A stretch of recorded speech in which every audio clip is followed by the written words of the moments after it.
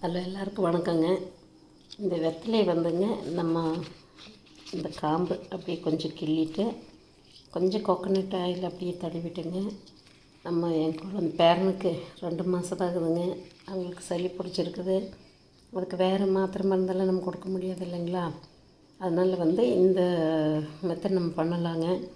அதுக்கு இந்த வெத்தலை கொஞ்சம் கோகோனட் ஆயில் அப்படியே தடவிட்டு தீபத்தில் கொஞ்சம் அப்படியே பின்னால் அப்படியே வச்சு லைட்டாக அப்படியே காட்டி சூடுபடுத்திட்டு அந்த சூடை நம்ம அப்படியே லைட்டாக நம்ம தொட்டு பார்த்து அந்த குழந்தைங்களுக்கு பொறுக்கிற சூடாக வச்சு தலையில் ஒன்று நெஞ்சில் ஒன்று வச்சு நம்ம அப்படியே சொட்டுறதுக்குள்ளே போட்டோன்னா அந்த மாதிரி டெய்லி எத்தனை நாள் இந்த இருமலில் இருக்குதோ 2-3 நாள் அப்படி செஞ்சுட்டே இருந்தால் இந்த வெத்தலை காலையில் எடுக்கும்போது அப்படி இதாக வெந்த மாதிரி இருக்குங்க.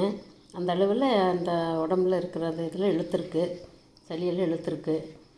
அதனால் குழந்தைங்களுக்கு அந்த இருமலெல்லாம் நின்று நாங்கள் இப்படி தான் பண்ணிகிட்டு இருந்தோங்க. குழந்தைங்களுக்கு ரொம்ப இருமல் சளியாக இருந்துச்சு. அதனால் இப்படி வெத்தலையை அப்படியே டெய்லி ஒவ்வொன்றா ஒரு வாரம் அப்படி வச்சுட்டே இருந்தேன். அந்த இருமலே நின்றுச்சுங்க. சின்ன குழந்தைங்களுக்கு நீங்கள் இப்படி செய்யுங்க. குழந்தைங்க இருமிட்டு ரொம்ப டயர்டாக இருக்குது, தூங்கவும் தூங்காது. அதுக்கு இப்படி செய்யலாம். ஆனால் நம்ம ஆயில் தடவிட்டு அந்த விளக்கில் சூடு பண்ணும்போது கொஞ்சம் அந்த சூடு பார்த்துக்கணுங்க. குழந்தைங்களுக்கு உடம்புல பொறுக்கிற அளவில் தான் பார்த்துட்டு தான் நம்ம வைக்கணும். அப்படி மாதிரி வச்சு செய்யுங்க. குழந்தைங்களுக்கு அந்த சளியெல்லாம் எடுத்துருங்க.